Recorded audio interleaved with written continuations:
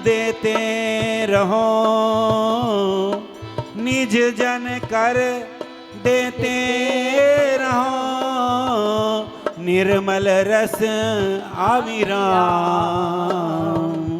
निर्मल रस अविराम। राधे मेरी स्वामिनी, मैं राधे की दास, नित नूतन नूतन भाव मोहि दीजियो, करो नित्य युगल चरणन में वास। राधा माधव करो मोहि, निज किंकर स्वीकार, राधा सब तज नित सेवा करो, जानी सारे को सार, जानी सारे को सार। ना कुछ किया न कर सके ना हम करने योग, जो कुछ किया श्री जी आपने आप ही करने योग। जय जय श्री राम। राधा रानी की जय हो, जय हो। कैवर बनवारी की जय हो, जय हो। हमारी किशोरी जी की जय हो, जय हो। हमारी लाडली जी की जय हो, जय हो। हमारे प्रिया लाल जी की जय हो, जय हो। जय हो, सदा ही जय हो, जय हो। जय जय श्री राधे, जय जय श्री राधे, जय जय श्री राधे। सद्गुरु परम दयाल की, भक्तमाल महोत्सव की, अनंत कोटि वैष्णव की, गौ ब्राह्मण की जय, गौ ब्राह्मण की जय, ब्रज 84 कोस की जय, माता जी गौशाला की जय, मान बिहारी लाल की जय, मान बिहारी सरकार की जय। जय जय श्री राधे। नमो नमो श्री भक्त सुमार, भक्त सुमाल, नमो नमो श्री भक्त सुमार,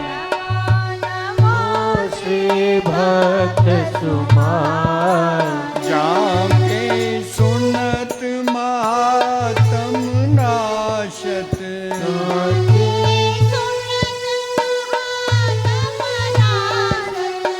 जाके सुनत महात्म नाशत,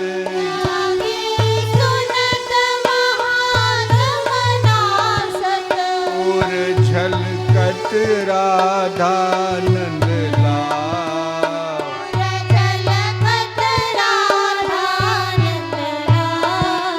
नमो नमो श्री भक्त सुमार,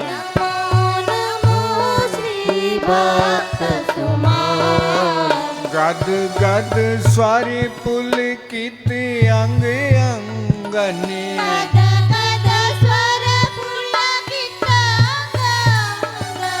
गद गद स्वारी पुलकित अंग अंगनी,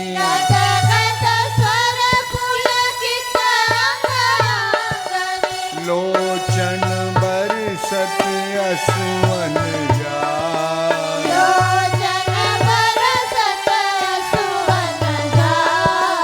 नमो नमो श्री भक्त सुमार,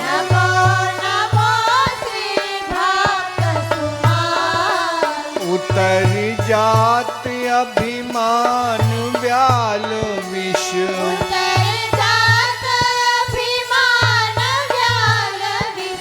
लेत जीवाए सुरस तेई का,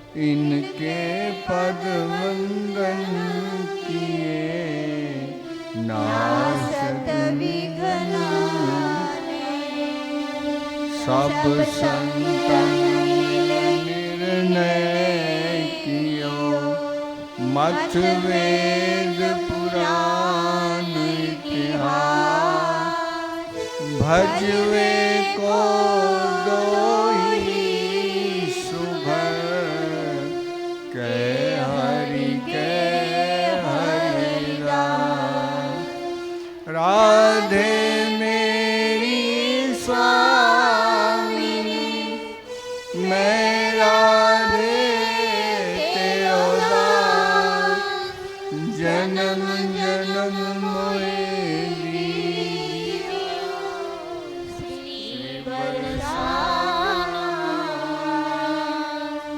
कृष्णाय वासुदेवाय हरे परमात्मने प्रणतक्लेशनाशाय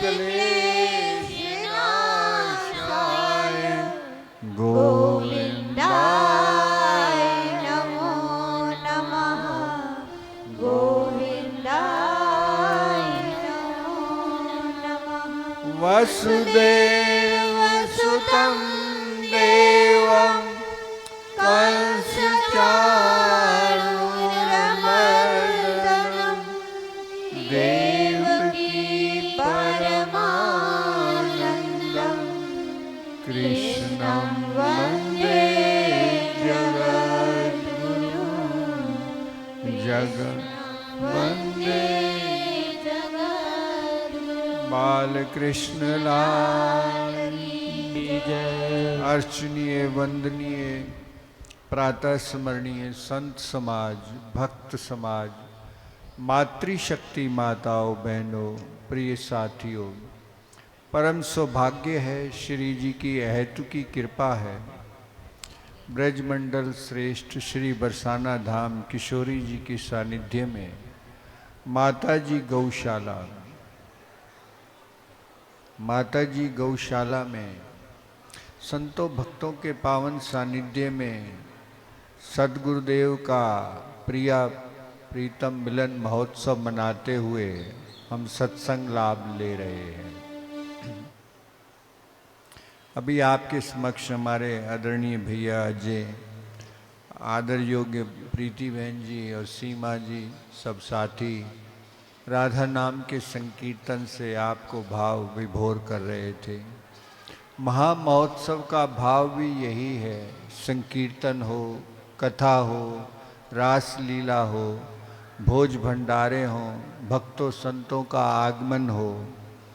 आज भी सायंकाल विशेष रूप से सूचना प्राप्त हुई है कि हमें भजनानंदी मूर्ति वर्षों से बरसाना में रह रहे हैं आदरणीय श्री महाराज जी बालकिशन दास जी, उनके भी पावन चरण इस उत्सव में पड़ेंगे।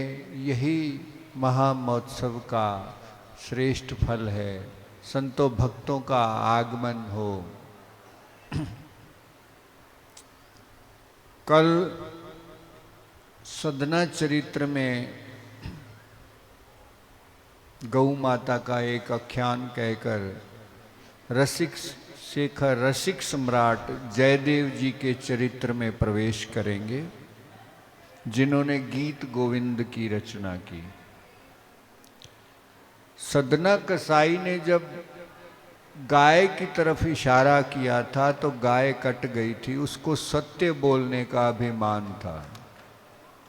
सत्य बोलना धर्म है, परंतु गौ की रक्षा करना परम धर्म है। उससे चूक ये हुई थी। जब कन्हैया ने युधिष्ठिर को ये बोला था, आप बोलो अश्वत्थामा हता नरो व कुंजरा, और युधिष्ठिर धर्मराज के अवतार सत्य प्रतिज्ञा, झूठ बोलने को तैयार नहीं हुए। तो गुरुजी एक प्रसंग सुनाया करते थे सत्य बोलने का। एक राजा कृत संकल्प था, जैसे सामने ये पहाड़ी है ऐसे ही पहाड़ी पर भजन करते थे। हमारे मध्य आदरणीय प्रकाश बाबा भी यहाँ विराजमान है, भजन करते हैं। कहना तो नहीं चाहिए, भजन गोपनीय रखना चाहिए, परंतु हमारा हृदय उनसे इतना मिलता है, इतना प्रेम मिलता है कि कहे बिना नहीं रहा जाता। और सहज भाव से आकर वो हमें अपना स्नेह देते हैं।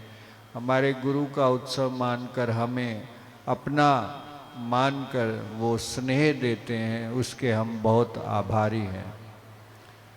तो ऐसे ही पहाड़ी पर राजा रहता था, पहाड़ी के नीचे गांव बसा हुआ था। अक्सर डाकू डाका डालने आते थे, तो गांव वालों ने रास्ता बना लिए, गुफाएं बना ली कि नीचे से जब पता चलेगा डाकू आएंगे हम निकल जाएंगे। अब एक दिन डाकुओं ने घेर लिया, इस गांव को जला देंगे, लूट लेंगे। ये भनक गांव वालों को लग गई और गांव वाले उसी मार्ग से, गुप्त मार्ग से निकल गए बचकर। जब डाकू आए तो पूरा देखा गांव खाली, राजा ही सिर्फ बैठा था, पहाड़ी पर भजन कर रहा था। पूछा ये गांव वाले कहाँ गए? वो सत्य बोलने के अभिमान पर बोल दिया उनको कि वो ऐसे ऐसे रास्तों से निकल गए हैं। अब उसने तो सच बोल दिया। वो डाकू पीछे गए और उनको पकड़ लिया। 5000 गांव के लोगों की हत्या हुई। ये कृष्ण भगवान आख्यान युधिष्ठिर को सुना रहे हैं। 5000 लोगों की हत्या हुई और गांव लूटा गया, जलाया गया। उस पाप के फलस्वरूप वो राजा को लगा, बोले कई कल्पों से अभी तक वो नरक में पड़ा है। ऐसा नहीं कि दिनों, वर्षों, युगों, कई कल्पों से। ये आख्यान कृष्ण भगवान ने युधिष्ठिर को सुनाया था। धर्म की गति बड़ी गहन है, धर्म की गति बड़ी गूढ़ है। सत्य बोलना धर्म है, परंतु गाय की रक्षा करना परम धर्म है, जीवों की रक्षा करना परम धर्म है। आपका सत्य जीव हत्या कराए तो वो किस काम का? इसीलिए सदना को ये दंड मिला था। गाय की रक्षा करनी चाहिए, ये प्रेरणा मिली थी दास का। ये प्रसंग जो है विचारणीय रहा, इसीलिए निवेदन किया। एक डाकू जिसने 52 हत्याएं की थी, महात्मा जा रहा था जंगल में, बोले बहुत भयानक डाकू रहता है, आप मत जाओ। बोले भैया हमने डाकू कभी देखा नहीं, देख ले में। और जैसे ही वो आया, डाकू तलवार लेके आगे आ गया। संत ने ऐसे हाथ किया, उनके प्रभाव से वो रुक गया, उपदेश दिया। नरकों में पड़ेगा, सब प्रकार से उसको दंडनीय जो है दृश्य दिखा दिए। अब तो वो कांप गया। बोले मुझे दीक्षा दे दो, मंत्र दे दो, मैं भी भजन करूंगा। अब महात्मा कांप गया। इसने 52 हत्याएं की हैं, तो झेलना तो मुझे पड़ेगा। शिष्य बनाया है, शिष्य भजन करता है तो छठा हिस्सा गुरु को मिलता है, और भजन नहीं करता तो गुरु की ओर से उसको हिस्सा जाता है। अब वो कांप गया। महात्मा ने युक्ति सोची, एक जली हुई लकड़ी उसके हाथ में दी। बोले जाओ तीर्थ यात्रा करके आओ, जिस तीर्थ पर ये जली हुई लकड़ी हरी हो जाए तब तुम मेरे पास आ जाना और मैं तुम्हें मंत्र दे दूंगा। अब वो चल दिया। अभी 2-4 तीर्थ हुए। एक जंगल में वृक्ष पर बैठा था, नीचे आ गए डाकू 5-6, और वो बोले आज इस गांव को लूटेंगे और जलाएंगे। वो बैठा ऊपर सुन रहा है। बोले 52 हत्याएं तो पहले ही की हैं, ये 5-6 और ही सही। उतरा और एक एक करके उसी जली हुई लकड़ी से सबको ठिकाने लगा दिया। जली हुई लकड़ी से उसको ठिकाने लगा दिया। उसी समय भक्तों लकड़ी हरी हो गई। अब जो जली हुई सूखी लकड़ी है वो हरी हो गई।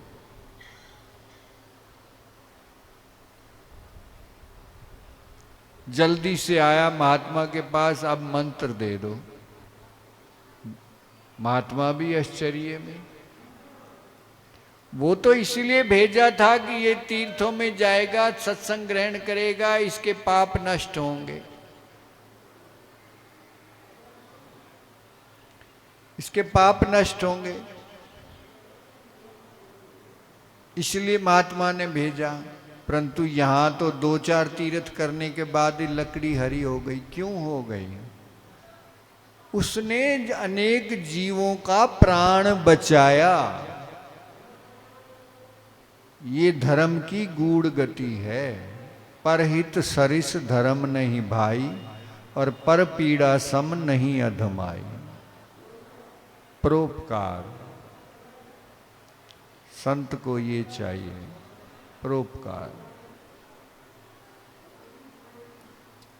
अस्तु, ये कुछ क्षण गौ माता की रक्षा के लिए गौशाला में बैठे हैं, प्रेरणा हुई तो दास ने लिया। अब हम रसिक सम्राट जयदेव जी के चरित्र में प्रवेश करते हैं। मेरो ही स्वरूप भगवान जगन्नाथ ने, जिनके लिए टीका में कहा गया मेरा ही स्वरूप है। भगवान जगन्नाथ कहते हैं जयदेव जी मेरा स्वरूप है।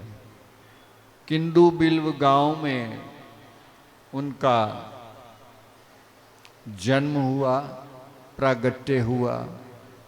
ब्राह्मण घर का शरीर था।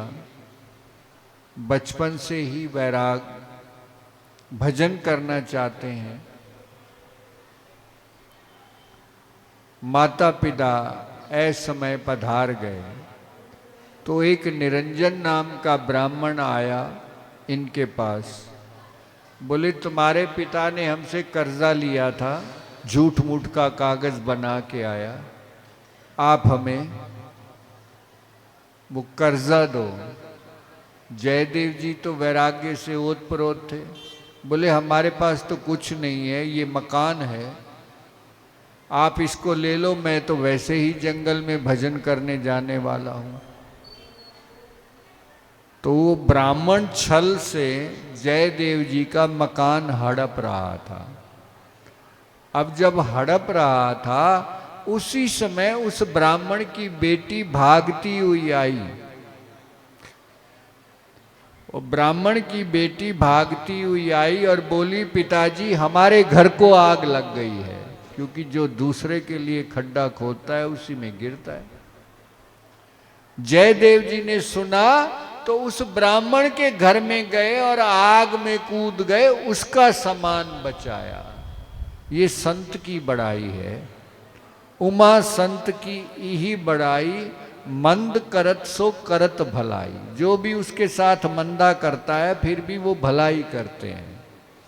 वो तो जयदेव का मकान हड़पना चाहता है, परंतु जयदेव जी ने जाकर वहां पर उनको बचाया। उनके मकान में आग में कूद गए, सामान बचाया। ऐसे तब निरंजन ब्राह्मण को ग्लानि हुई और चरणों में गिरे, क्षमा करना, मैं आपसे धोखा कर रहा था। जयदेव जी बोले भैया कोई बात नहीं, आप कलेश मत करो, ये मकान रख लो, मैं तो वन में जाऊंगा। और वन में चले गए और भजन करने लगे। कैसा अटूट भजन। हम तो बहुत कुछ बनाते हैं, चाहे भजन भी हो, बहुत सुंदर कुटिया में रहना चाहते हैं। एक दिन एक वृक्ष के नीचे रहते थे। इतने वैराग से जयदेव जी भजन करते थे। और विशेष भजन अवस्था में जब सनातन गोस्वामी चरम सीमा में थे, उनकी भी यही अवस्था थी। एक दिन एक वृक्ष के नीचे रहना। क्यों? कि वृक्ष से भी मोह ना हो जाए। वैराग की अद्भुत सीमा। ऐसा जयदेव जी करते। अब जब ऐसा करने लगे, भजन कर रहे हैं, एक ब्राह्मण के यहाँ संतान नहीं होती थी तो उन्होंने मन्नत मानी, मेरे यहाँ संतान होगी तो मैं पहली संतान भगवान जगन्नाथ को दूंगा। और संतान हुई, कन्या हुई। लेकर पहुंचे, भगवान बोले ये बालिका अभी बच्ची है, आप इसका लालन पालन करो, जब सयानी हो तब ले आना। अब बालिका जब सयानी हुई, पद्मावती उनका नाम था, लेकर आए भगवान जगन्नाथ के मंदिर में और अर्पण किया। भगवान क्या कहते हैं? जयदेव जी मेरो ही स्वरूप, मेरा स्वरूप है। वो ऐसे ऐसे उस वन में भजन कर रहे हैं, आप ये कन्या उनको दे दो और कहना भगवान जगन्नाथ ने भेजा है। अब वो ब्राह्मण अपनी कन्या पद्मावती को लेकर पहुंचे हैं और प्रणाम किया। ऐसे ऐसे भगवान जगन्नाथ ने आपके लिए। अब तो जयदेव जी के वैराग को बड़ा धक्का लगा, हम तो भजन करने आए और हम कहाँ से गृहस्थ पाल लेंगे। उस ब्राह्मण को कहते हैं माता पिता को कन्या वहाँ देनी चाहिए जहाँ बेटी सुखी रहे, घर में कुछ हो। यहाँ तो आप देख रहे हो मैं जंगल में रह रहा हूँ, मेरे पास कोई साधन ही नहीं है, मैं इसका लालन पालन कैसे करूँगा। ब्राह्मण बोला मुझे कुछ पता नहीं है, बड़े भगत बनते हो, भगवान की ही बात नहीं मानते। जब भगवान जगन्नाथ ने कहा है तो आप उनकी बात मानो। बोले मैं कैसे मानूं, मैं इसका लालन पालन कैसे करूं, मेरे पास ना कोई मकान है गृहस्थी बसाने को, ना कोई खाने का साधन, ना पीने का साधन। ब्राह्मण तो अड़ गया। तब उस पद्मावती को समझाया, आप ही समझिए। तो पद्मावती कहती है मेरे पिता ने मुझे जन्म दिया है, ये शरीर उनका है, उन्होंने आपको समर्पित किया है, मैं तो आपको पति मान चुकी।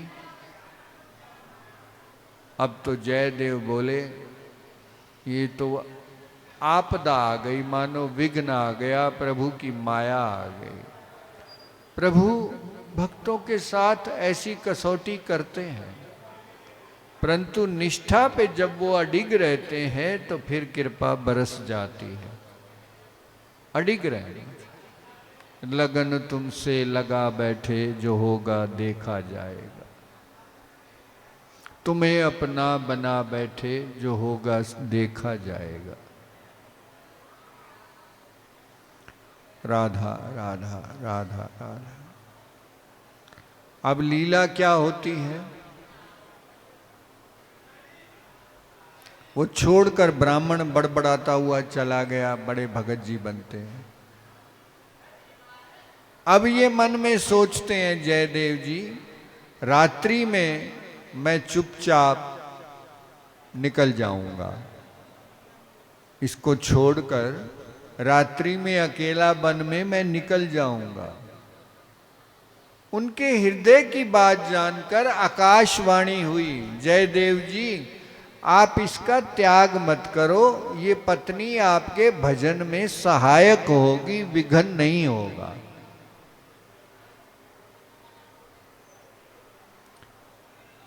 परसों भैया जी रास बिहारी कुंज बिहारी ने कहा था, रासलीला वाले निर्देशक ने, और हम भी अक्सर कहते हैं, महापुरुष भी कहते हैं, संत भी कहते हैं, भक्तमाल में 80% ग्रस्त भक्त हैं जिनको भगवत प्राप्ति हुई है। न ग्रस्त बुरा है न विरक्त बुरा है, बस हृदय का तार हमारा ठाकुर से जुड़ना चाहिए। लाल कपड़ा पहन लो, चाहे पीला पहन लो, चाहे सफ़ेद पहन लो, चाहे दाढ़ी बढ़ा लो, चाहे मूंड बढ़ा लो, कुछ भी कर लो, ये हमारा सब बाह्य वेश है। प्रभु तो हृदय देखते हैं कि इसका हृदय कहाँ है। बस पूज्यपाद डोंगरे जी महाराज ने लिखा था, ये संसार परिवार तुम्हारा तन और धन चाहता है, वो तन और धन परिवार और समाज को दे दो। प्रभु कहते हैं मुझे तो अपना मन दे दो। सुमन, अपना ये सुंदर मन मुझे दे दो। हृदय का तार ठाकुर में बस लगा दो। आकाशवाणी हुई तो जयदेव जी को अब रुकना पड़ा।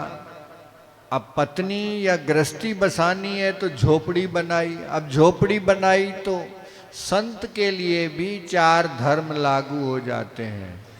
अगर वो झोपड़ी बनाता है, ठाकुर सेवा, शास्त्र सेवा, संत सेवा, अतिथि सेवा, ये 4 धर्म लागू हो जाते हैं जयदेव जी को। अब कथा करने जाने लगे। भाई कुछ मिलेगा, भिक्षा जो भी मिल जाए, संतोषी जीव अब पा लेते। घटना एक दिन ऐसी घट गई कि उनको 4 सोने की मोहरें मिली और ऐसे ही कपड़ा में बांध कर आ रहे, रास्ता में ठग मिल गए। रास्ता में ठग मिल गए। ठगों को सुगंध आ जाती है कि इसके पास धन है, खुशबू आ जाती है ठगों को। उन्होंने देख लिया कि इसके पास धन है, आकर जबरदस्ती राधे श्याम की। फिर पूछा कहाँ जा रहे हो? बोले उस गांव जा रहे हैं। अब ठग कहने लगे हम भी जा रहे हैं, साथ हो लिए। अब साथ हो लिए। राधा राधा राधा। ए मैया, ए संगरोली वाली मैया, चुप हो जा, मेरा ही ध्यान भटक जाता है। हम बालक हैं, आधे अधूरे आपके, जैसे तैसे कथा कर रहे हैं।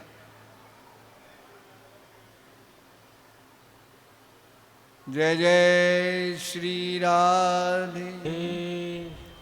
दशा मुझ दीन की भगवन संभालोगे तो क्या होगा।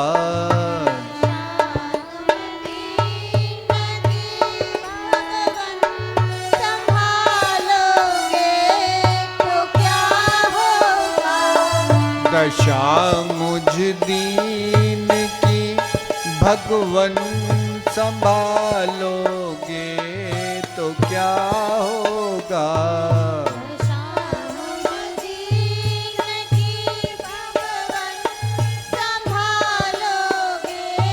तो क्या होगा। अगर चरणों की सेवा में लगा लोगे तो क्या होगा। अगर चरणों में सेवा में लगा लोगे तो क्या होगा। मुझे सब लोग कहते हैं तू मेरा है, तू मेरा है। लोग कहते हैं तू मेरा है, मेरा है। मुझे सब लोग कहते हैं तू मेरा है, तू मेरा है।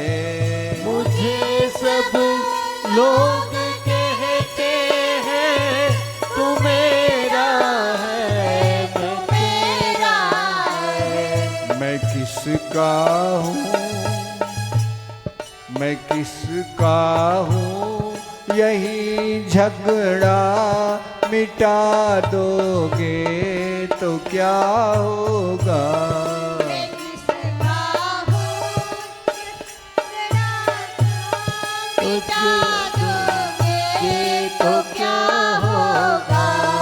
मैं किसका हूँ यही झगड़ा मिटा दोगे तो क्या होगा।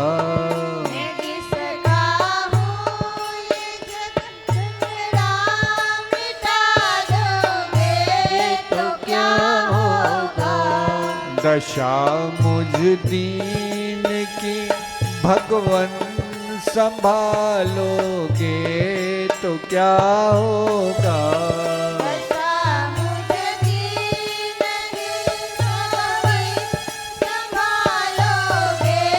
तो क्या होगा। अजामिल गीत गण का दिक दया गंगा में तरते हैं।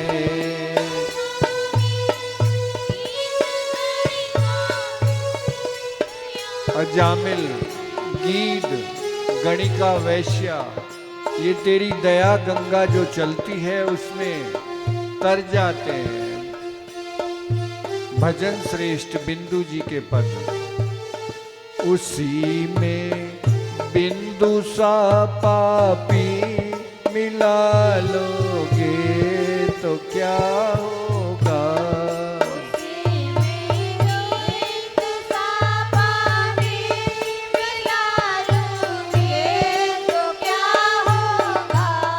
दशा मुझ दीन की भगवन संभालोगे तो क्या होगा।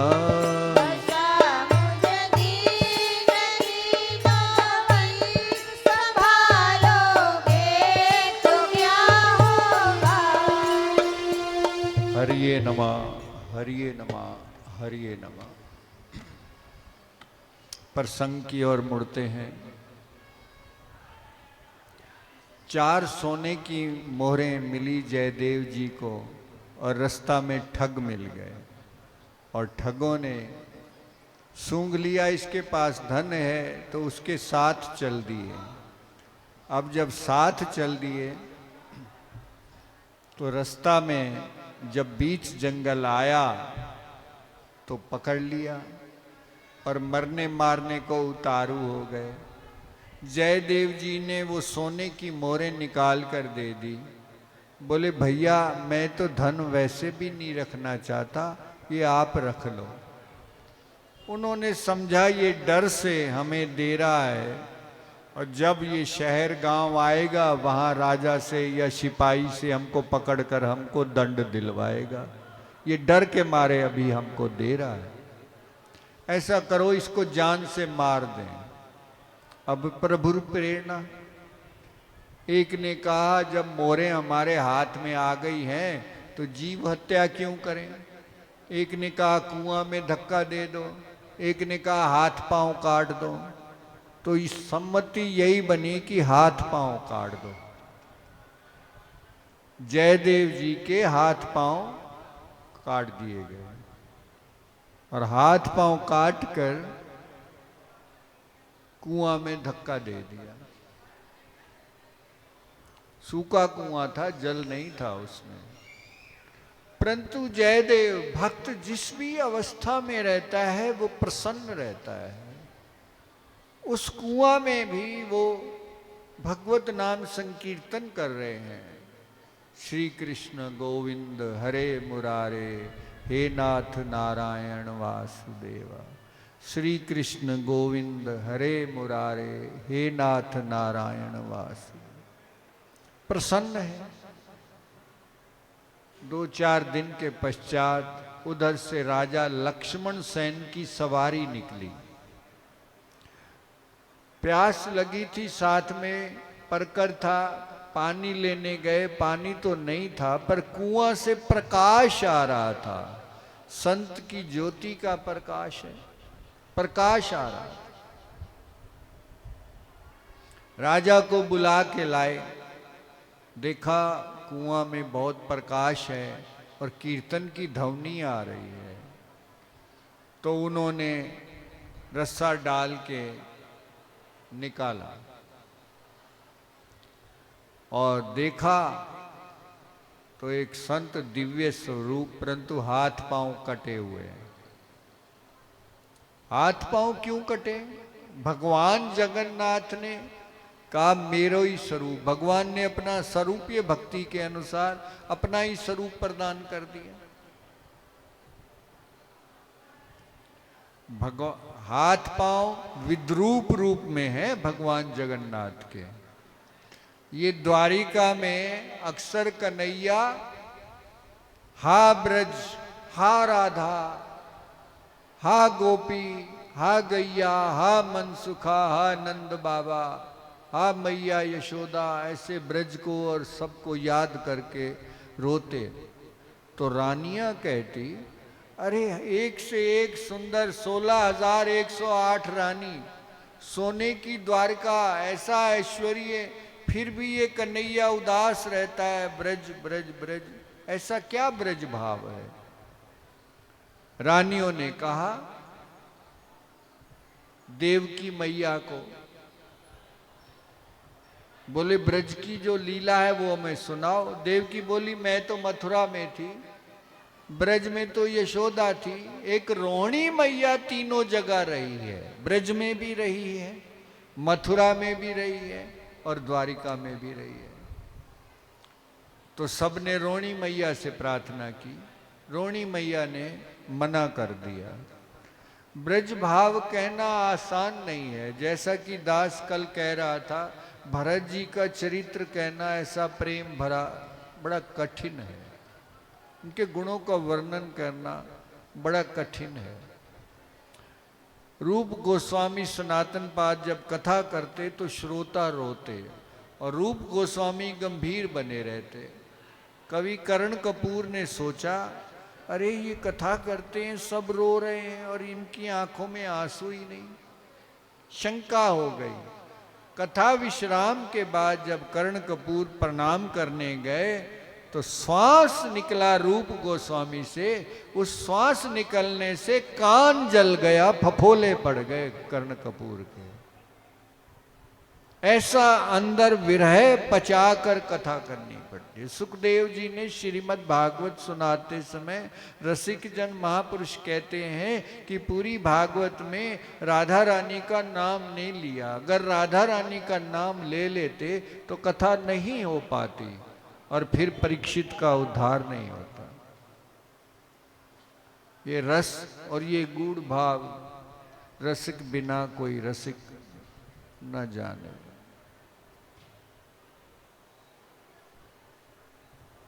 अब रोहिणी ने मना किया, सबने प्रार्थना की मैया। बोले अगर ये ब्रज का भाव कलुआ बलुआ, प्यार से कृष्ण और बलराम को यशोदा मैया रोहिणी मैया बुलाती थी, ये कलुआ बलुआ सुन लेंगे तो रोने लग जाएंगे और हमसे उनका रोना देखा नहीं जाएगा, वो बह जाएंगे रस में। तो बोले हम जो रानियों का महल होता है रनिवास में, वहां सुनेंगे आपसे और पहरा पे बहन सुभद्रा को खड़ा कर देंगे, बहन को हटाकर वो अंदर नहीं आएंगे।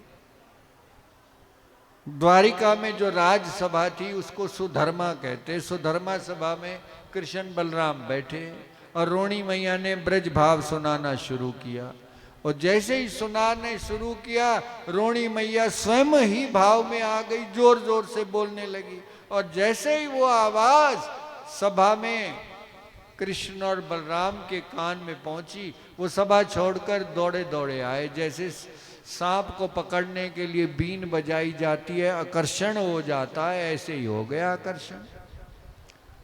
कृष्ण बलराम आ गए। अब आगे सुभद्रा खड़ी है, उन्होंने हाथ कर दिया तो दोनों रुक गए बहन के आगे। पर प्रेम, वो ब्रज भाव सुनकर ऐसा प्रेम उत्पन्न हुआ, उनके अंग गलने लगे, आंखें विद्रूप हो गई, हाथ पांव गलने लगे। टोंटे हैं हाथ पांव से। स्वरूप आप दर्शन करें, दास को तो सौभाग्य नहीं मिला। ये हमारे समक्ष दोहनी कुंड से सुदामा दास जी बैठे हैं। अक्सर जगन्नाथ की रथ यात्रा में जाते हैं और कृपा करके हमें प्रसाद भी आकर देते हैं। बरसों से है, अजय भैया और हम दोहनी कुंड पर शाम को जाया करते थे, बैठकर इकट्ठे संकीर्तन करते थे। तो वहाँ इन्होंने दर्शन किए हुए हैं, जिन्होंने भी किए हैं। वो हाथ पांव टोटे हैं, अंग गलने लगे और उधर से ब्रज भाव चल रहा है।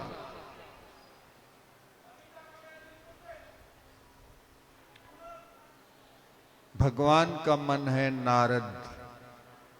प्रेरणा हुई और नारद जी आए और देखा और आकर रोणी मैया को डांटा, चुप कर, अब ये ब्रज भाव बंद कर दे, नहीं तो तेरे कलुआ बलुआ पानी होकर बह जाएंगे, जल रूप हो जाएंगे। आधे अंग तो गल चुके हैं।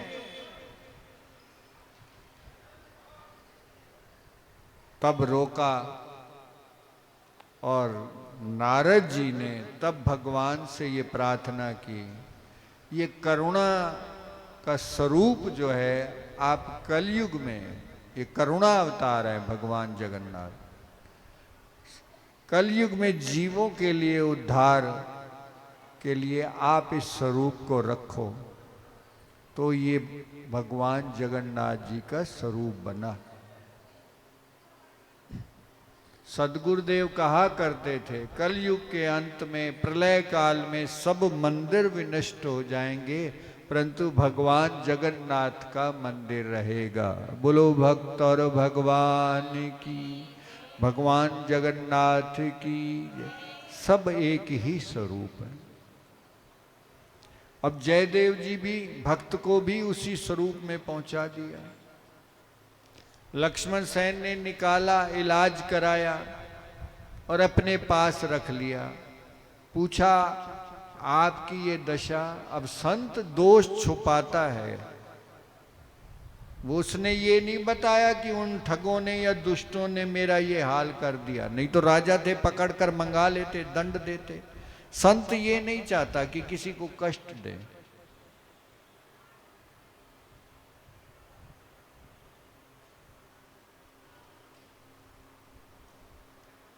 बोले मैं बचपन से ही ऐसा था, दोष उनका छुपा लिया दुष्टों का।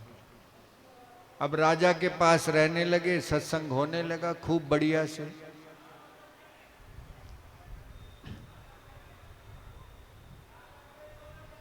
राजा को आनंद आ रहा है, तो राजा ने कहा मेरे कल्याण के लिए आप कोई रास्ता बताओ। बोले संत सेवा करो, खूब धन लुटाओ, संतों को अच्छा अच्छा खिलाओ।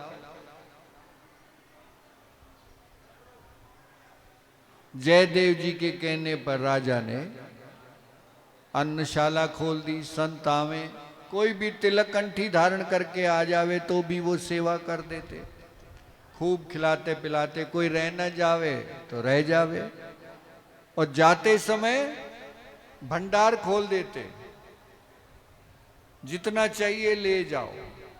अब जब माल लुटने लगा तो वो चारों ठगों के पास भी खबर पहुंच गई कि उस राजा के यहां ऐसे ऐसे हो रहा है। अब वो भी रामनामी दुपट्टा ओढ़ा और तिलक लगाया, कंठी धारण किया, साधु वेश धारण किया और आ गए। दूर से आ रहे हैं तो राजा बैठा है पहली मंजिल पर और साथ में बैठे हैं जयदेव जी। स्वामी जी कहा करते थे। तो जयदेव जी ने कहा, राजन ये जो चार संत आ रहे हैं ना, ये परमहंस हैं, मतलब श्रेष्ठ संत हैं। परमहंस उनको कहते हैं, संत तो क्या, ये परमहंस हैं। इनको संतशाला जो आपने बनाई हुई है, संत निवास, उसमें मत रखना, अपने निजी महल में रखना। वैष्णव स्वरूप क्या होता है, ये जयदेव जी ने अपने चरित्र में प्रकाष्ठा दिखा दी है। वो महल में किस लिए रखना, ये संतशाला में रहेंगे इनको टकसाल का, संतों का कोई नियम तो पता है नहीं, ये वेश धारण किया है, ये पकड़े जाएंगे, ये नकली हैं। बोले ये परमहंस हैं, इनको अपने महल में रखना, निजी महल में, और अच्छी तरह से सेवा करना, जितनी सेवा कर सकते हो।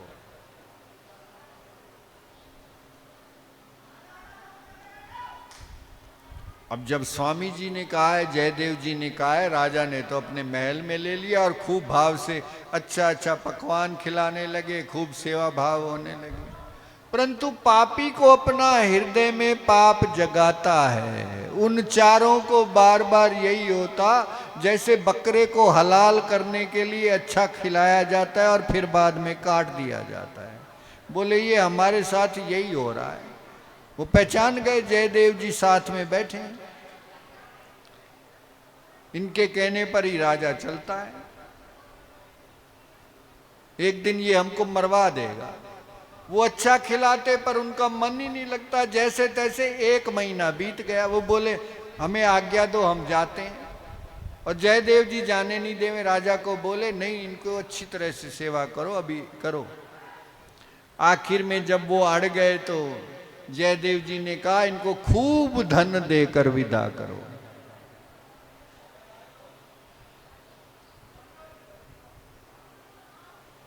उन्होंने बड़े बड़े गट्ठड़ बांध लिए,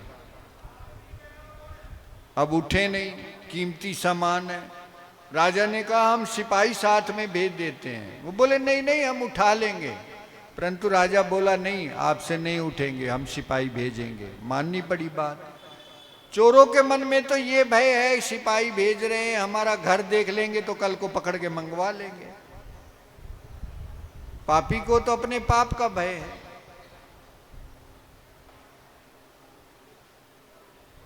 अब चले सिपाही और चोर सामान लेकर सब। कुछ दूर जाने के पश्चात नदी किनारे जलपान किया, विश्राम किया। सिपाहियों ने साधारण तौर से पूछ लिया, भाई राजा सेवा तो संतों की सब करता है, परंतु स्वामी जी के कहने पर आपकी बहुत सुंदर सेवा हुई, विशेष हुई, आज की भाषा में वीआईपी, बहुत सेवा हुई, क्या कारण है? अब देखिए ठग क्या कहते हैं। भक्तमाल के माध्यम से दास ने 2 बात पढ़ी हैं। सब पाप माफ हो जाते हैं, क्षमा हो जाती है। 2 पाप क्षमा नहीं होते। पहला पाप जो गुरु का द्रोह करता है, गुरुद्रोही है। और दूसरा पाप जो उपकार का बदला अपकार से देता है, भलाई का बदला बुराई से देता है, किए को मानता नहीं। स्वामी जी ने तो उनका भला किया, जयदेव जी ने तो उनका भला किया। और वो क्या कहते हैं सिपाहियों को? बोले ये स्वामी जी पहले हमारे किसी राजा के यहाँ था, इससे भूल हुई तो राजा ने कहा इसको जान से मार दो, हमको सौंपा था, हम इसको जंगल में वध करने के लिए ले गए, पर गुरु भाई मानकर हमको दया आ गई, हमने इसके हाथ पांव ही काटे, पूरा प्राण दंड नहीं दिया, इसको जान से नहीं मारा। जैसे ही ठगों ने कहा उसी समय धरती फटी और वो चारों समा गए,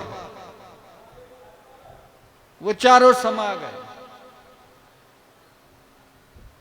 सिपाही तो हैरान हो गए, भागते भागते आए राजा के पास, ऐसे ऐसे घटना घट गई। पास में जयदेव जी बैठे थे। जयदेव जी को रोमांच हो आया, हमारे कारण 4 जीवों की हत्या हो गई। संत तो फिर भी दया की ही सोचता है। उधर वो धरती में समाये और इधर जयदेव जी के हाथ पांव प्रकट हो गए। बोलो भक्त और भगवान की। अब इस सारी घटना को सुनकर राजा ने कहा जयदेव जी के चरणों में बैठकर, आप सत्य सत्य बताओ ये क्या बात थी। तब उन्होंने कहा ऐसे ऐसे इन 4 ठगों ने ही हमारे हाथ पांव काटे थे। तो बोले फिर धरती क्यों फटी और समाये क्यों? तब जयदेव जी ने कहा, ये वेश बड़ा कीमती है, ये वैष्णव वेश बड़ा कीमती है। इसकी लज्जा रखने के लिए ही धरती में उनको समा दिया कि ऐसा पापी जीव का तिरस्कार होगा, दुनिया कोई पत्थर मारेगी, कोई कुछ करेगी। इसीलिए धरती फटी और समाया।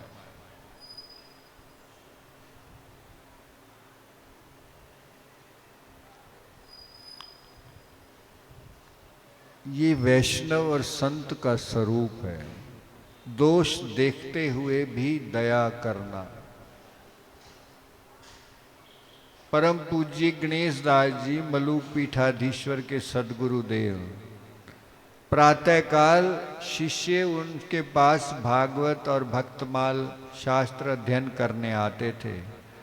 प्रातःकाल 7 बजे तक तो 70 विद्यार्थियों के लिए बाल भोग खिचड़ी स्वयं बना लेते थे।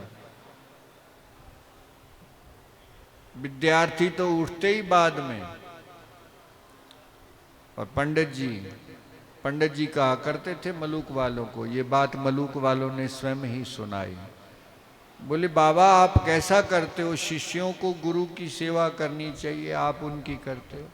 बोले ये थके हारे बालक अवस्था में हैं, विद्या अध्ययन करने आए हैं, इनका मन कैसे लगेगा, हम कर देते हैं तो क्या हो गया।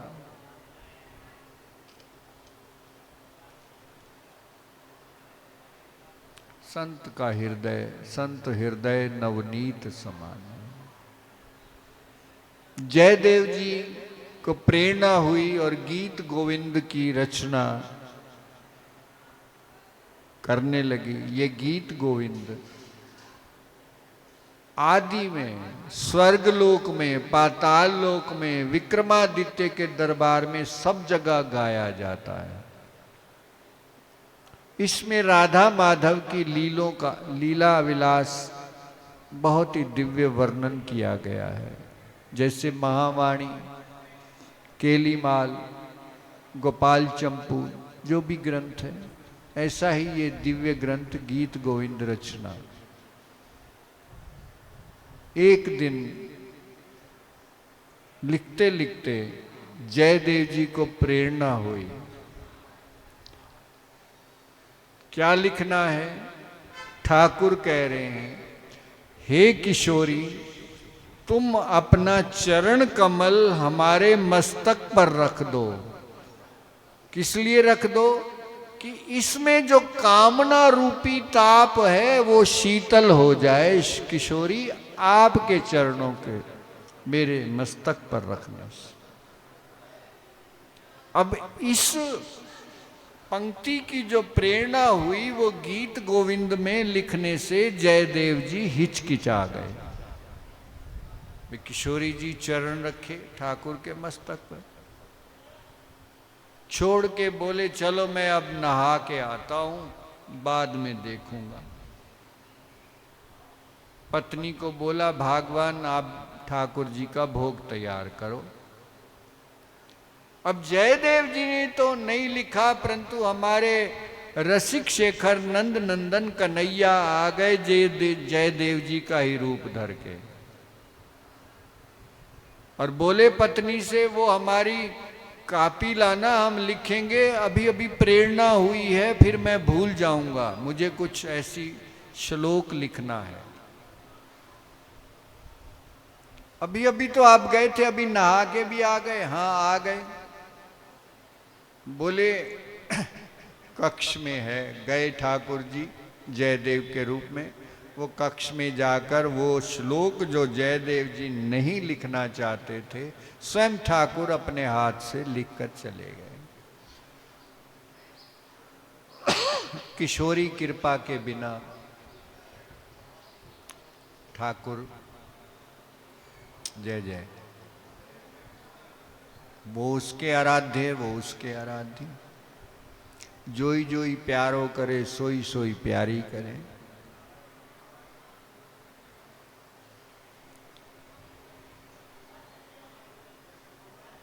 तो पत्नी ने कहा भोग खिचड़ी बन गया है, ठाकुर भोग लग गया, आप पालो। खिचड़ी भी पाली और चले गए। अब इतने में असली जयदेव आए। बोले अरे ये क्या, अभी अभी तो आए थे। बोले क्या आए थे? बोले अभी आप आए, आपने वो पुस्तक में श्लोक लिखा, खिचड़ी प्रसाद पाया। क्योंकि वो खिचड़ी प्रसाद पद्मावती पा रही थी। पति जैसे पा लेते हैं परंपरा है, पत्नी उसी थाली में पानी पा लेती है, वो शीत प्रसादी अब पा रही। तो जयदेव जी हैरान हो गए, अरे मुझे पवाए बिना आज आप पहले ही पाने बैठ गई, भूख लगी थी क्या? अरे क्यों विनोद करते हो बुढ़ापे में, अभी तो आप आए थे, आपने पुस्तक में कुछ लिखा फिर खाया। वो दौड़े कमरे में और जाकर देखा कमरा में दिव्य सुगंध थी। भगवान जहां पधारते हैं तो उनके चरण कमलों से तुलसी मिश्रित सुगंध आती है, कमल की सुगंध आती है। कमरे में सुगंध है। पुस्तक उठाई तो देखा वो जो श्लोक लिखना चाहते थे वो लिखा हुआ है। रोमांच आया, आंखों में अश्रु आ गए। वाह रे रसिक शेखर।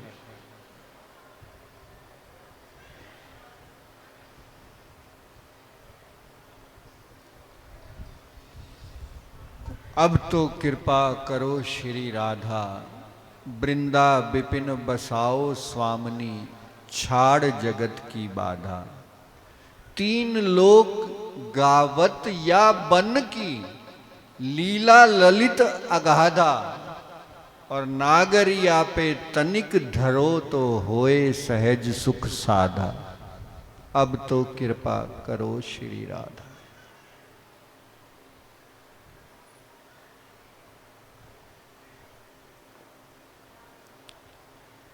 गीत गोविंद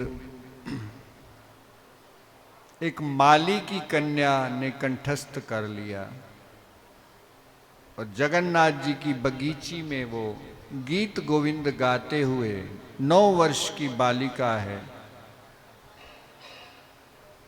फल फूल तोड़ रही है और पीछे पीछे भगवान जगन्नाथ डोल रहे हैं। तो डोलते हुए लता पता के कांटे उनकी पोशाक में अड़ जाते हैं, पोशाक फट जाती है। जब मंदिर में आकर विराजते हैं तो पुजारियों ने देखा आज नई पोशाक डाली थी और ये ठाकुर जी ऐसे करके आ गए। पूछा जय जय प्रभु। बोले मुझे गीत गोविंद बहुत प्रिय है, मुझे गीत गोविंद बहुत प्रिय है। ऐसे ऐसे माली की कन्या बगीचा में चल रही थी, गा रही थी, मैं उसके पीछे चल रहा था तो कांटेदार झाड़ियों से मेरी पोशाक फट गई। राजा को बात बताई गई तो राजा ने उस कन्या को बुलाया, स्नान ध्यान करके फिर गीत गोविंद विधिवत सुनाया गया। तब से राजा ने मंदिर में ही व्यवस्था की कि सद ब्राह्मण जो हैं, सदाचारी ब्राह्मण, उनके द्वारा ये गीत गोविंद का पाठ मंदिर में हुआ करे। ऐसी गीत गोविंद की महिमा सुनकर मुल्तान लाहौर से एक ब्राह्मण आया और जयदेव जी से प्रार्थना की, आप हमें एक प्रतिलिपि दे दें। आजकल तो छापा खाना हो गया, जगह जगह पुस्तक छप गई। बोले आप अपनी लिखित प्रतिलिपि एक हमको दे दें, आपकी कृपा होगी, हम लाहौर मुल्तान में रहते हैं, हम पढ़ेंगे। ठीक है, दे दिया और वो ले गया। संस्कृत में थी, वो पढ़ता था। उसकी पहली मंजिल पर एक मुसलमान जो नवाब के यहाँ घुड़सवार की नौकरी करता था, वो पहली मंजिल से उतरता, उस समय ब्राह्मण वो पाठ कर रहे होते, तो वो सुनकर खड़ा हो जाता मुसलमान, और संस्कृत में वो श्लोक, पर वो खड़ा होकर सुनता। ये सिलसिला 6 महीना चला। तो एक दिन ब्राह्मण ने पूछ लिया, आपको ये समझ आता है? बोले समझ तो नहीं आता पर अच्छा लगता है। तो ब्राह्मण ने कहा मैं आपको पढ़ा दूंगा तो पढ़ोगे? बोले हाँ, जैसे बिल्ली के भाग में छीका टूटा, आप पढ़ा दो, मुझे रुचि है। और उन्होंने पढ़ा दिया, पर साथ में बताया गीत गोविंद का पाठ करोगे तो आपको आसन देना पड़ेगा, क्योंकि भगवान सुनने आते हैं। जैसे रामचरितमानस का जहां भी कथा होती है तो हनुमान जी के लिए आसन दिया जाता है कि हनुमान जी सुनने आते हैं। हनुमान जी ने अपने आप को धराधाम में इसलिए रखा हुआ है कि जब तक राम कथा होगी हम धराधाम पर ही रहेंगे। राम कथा सुनवे को रसिया। गीत गोविंद का पाठ करो करोगे तो आपको आसन देना पड़ेगा। वो बोले मैं तो घुड़सवार हूं फौज में, मैं कैसे आसन दूंगा? बोले आप घोड़े के आगे जैसे जहां जीन लगाते हैं वहां आसन दे देना, और पाठ करना हो तो कर लेना। मतलब जल्दी नौकरी जाना पड़ता है। अब उसका अभ्यास हो गया, घोड़े पर ही आसन देकर वो पाठ करता था। एक दिन नवाब का बुलावा जल्दी आ गया, वो आसन देना भूल गया, पर स्वभाववश वो पाठ गीत गोविंद का शुरू कर दिया। अब थोड़ी देर बाद क्या देखता है, पीछे घोड़े की लगाम के साथ श्याम सुंदर लटक रहे हैं और नाच रहे हैं। बोलो कृष्ण कन्हैया लाल। एकदम से हैरान हो गए, घोड़े से उतर गए और चरणों में पड़ गए। जय जय प्रभु, ये आप क्या कर रहे हो?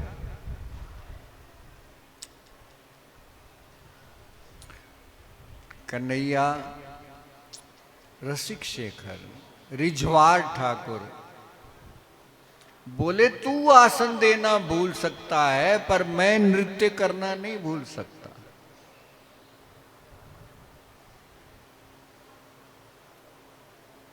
हृदय में गहरा प्रेम बैठ गया मुसलमान के। उसी समय जाकर नौकरी से इस्तीफा दे दिया। ये भाव की महिमा है, निष्ठा की महिमा है। कोई भी महापुरुष संत गुरु के द्वारा आप यदि अनुसरण करते हैं तो कृपा होगी होगी होगी। संतन के संग लाग रे तेरी अच्छी बनेगी। संतन के संग लाग रे तेरी अच्छी बनेगी। संतन के संग लाग रे तेरी अच्छी बनेगी। संतन के संग लाग रे तेरी अच्छी बनेगी। अच्छी बनेगी तेरी किस्मत जागेगी। अच्छी बनेगी तेरी किस्मत बनेगी। अच्छी बनेगी तेरी किस्मत जगेगी। अच्छी बनेगी तेरी किस्मत जगेगी। जाग सके तो जाग रे तेरी अच्छी बनेगी। जाग सके तो जाग रे तेरी अच्छी बनेगी। संतन के संग लाग रे तेरी अच्छी बनेगी।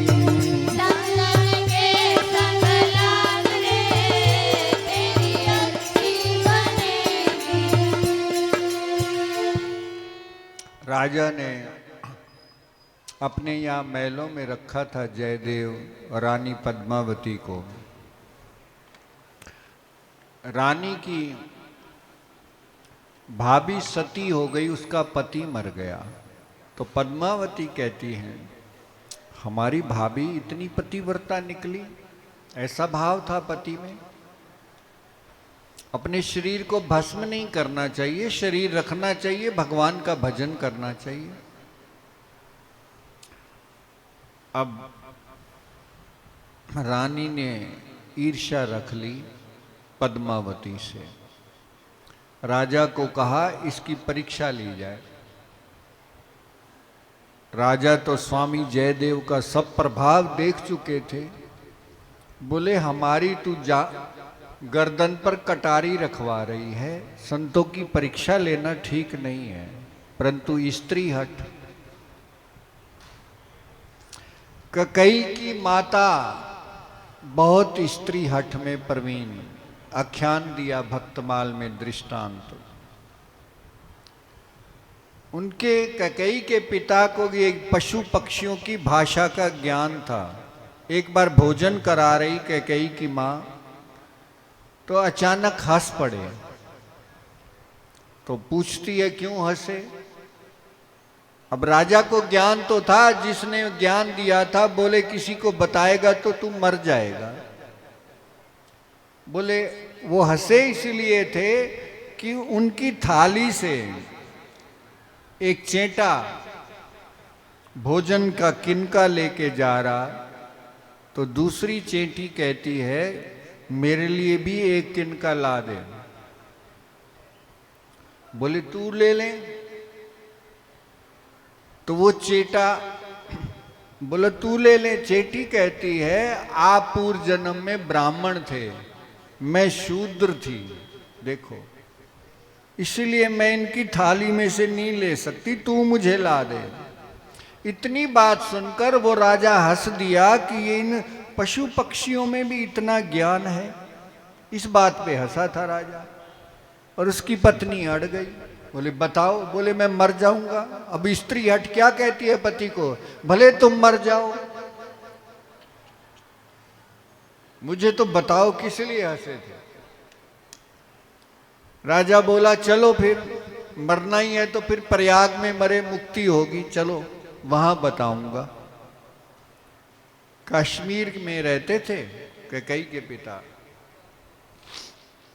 अब चल दिए। प्रयाग तो क्या पहुंचना था, उससे पहले एक घटना घट गई जहां पड़ाव पड़ा। एक कुआं था, कुआं में हरी हरी घास और ऊपर लच्छे लटक रहे। तो वहां बकरियां थी और एक बकरा था। बकरे को एक बकरी कहती है ये हरे हरे घास के लच्छे ला दे मुझे। बोले मैं लेने जाऊंगा तो कुआं में गिर जाऊंगा, मर जाऊंगा। बोले तेरा हमारा ब्याह हुआ और निश्चित हुआ है, अगर तू ला देगा तो क्या हो जाएगा। बोले मैं कोई राजा अशुपति थोड़ी हूं जो पत्नी के कहने पर प्रयाग में मरने जा रहा है। अब पशु पक्षियों की भाषा तो वो जानता था, राजा ने सुन लिया। बकरी ने हट किया तो दो सींग मार दिए बकरा ने, और चें चें करके बकरी बैठ गई, शांत हो गई। ये सब देख रहे थे अशुपति, उन्होंने भी कोड़ा उठाया और दो लगा दिए तो बात सीधी हो गई। ये तो दृष्टांत हठ के लिए, ये भक्तमाल से ही दृष्टांत है, ऐसा नहीं कि हम बनी बनाई बात बोल रहे हैं। अब स्त्री हट के आगे राजा मजबूर हो गया लक्ष्मण सेन, तो झूठ मूठ कर लक्ष्मण सेन की रानी ने पद्मावती को कह दिया आपके पति स्वामी जयदेव जी गोलोकवास हो गए हैं। गोलोकवास हो गए हैं। पद्मावती शांत रही।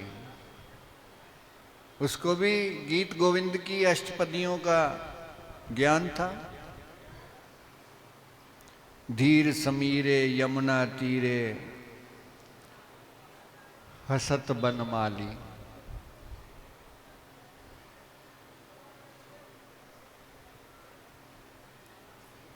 बोले मेरे स्वामी तो कहीं धाम को नहीं गए, वो शरीर से स्वस्थ हैं, मुस्कुरा रहे हैं, ठीक बैठे हैं।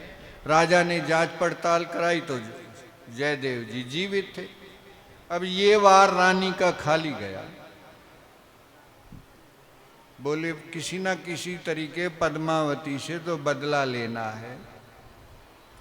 दूसरी योजना घड़ी तो पद्मावती ने सोचा कि ये रानी बार बार हठ करती है, इसको परीक्षा दे ही दो। अब दूसरी बार जब सुनाया तो पद्मावती ने शरीर छोड़ दिया। अब तो हाहाकार मच गया और राजा को भी पश्चाताप हुआ, रानी को भी खूब लताड़ा पताड़ा।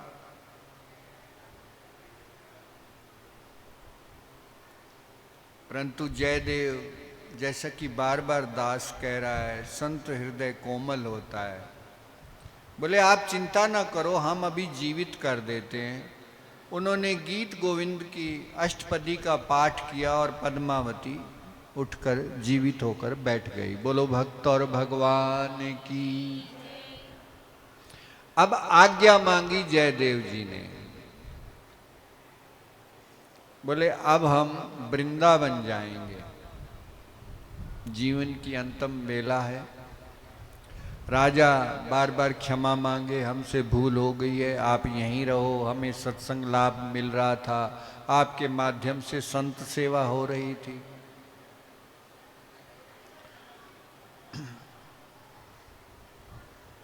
उन्होंने एक सांप और ब्राह्मण का दृष्टांत सुनाया है। ब्राह्मण एक सर्प को रामायण सुनाया करते और रामायण एक सोने की मोहरें सांप लाकर उनको दक्षिणा में देता। एक दिन ब्राह्मण बीमार पड़ गया, मोहर के लालच में पुत्र को भेज दिया और बता दिया, किसी को बताना नहीं। अब 5 दिन पुत्र गया, 5 मोहरें निकल आई। लालच, जैसे आज की युवा पीढ़ी पैसा का बहुत लालच करती है, ऐसे ही वो युवा पैसों का लालच अपने एक मित्र को बता दिया। अब मित्र ने सिखा दिया, अरे क्या भरोसा, एक डंडा ले जा, सांप अब बाहर आवे तो मार देना, उसकी बिल खोद के सारी मोहरें निकाल ले। अब वो चढ़ गया उसकी बातों में। अब गया सुनने तो ऐसे ही जैसे सांप निकला, डंडा मारा तो पूंछ कट गई सांप की, बच तो गया सांप, पर सांप ने डंक मार दिया और मर गया। ब्राह्मण का पुत्र मर गया। अब 2 दिन बाद पहुंचे पंडित कथा सुनाने को। सांप बाहर आया, 5 सोने की मोहरें रखी, 5, और प्रणाम किया। बोले आज के बाद कथा सुनाने मत आना। बोले क्यों? बोले तुझे अपना बेटा नहीं भूलेगा और मुझे अपना जख्म नहीं भूलेगा। अब वो पहले जैसी बात नहीं रही। तो जयदेव जी कहते अब हमारे और आपके बीच में वो पहले जैसी बात नहीं रही। इस प्रकार जयदेव जी विश्राम वेला में वृंदावन की ओर आते हैं, धीर समीर घाट पर रहते हैं और समय आने पर निकुंज लीला में प्रवेश करते हैं। इनके ठाकुर राधा दामोदर मंदिर में राधा माधव के रूप में अब भी विराजमान हैं जयदेव जी के ठाकुर। बोलो भक्त श्रेष्ठ जयदेव जी महाराज की। समय के अनुसार संक्षेप में दास यथामति गुरु कृपा से जो कह सका, मन वचन क्रम से कोई भूल हो तो क्षमा करेंगे, आशीर्वाद देंगे। आगे यही भक्त और भगवान का गुणगान होता रहे। राधे किशोरी दया करो, राधे किशोरी दया करो,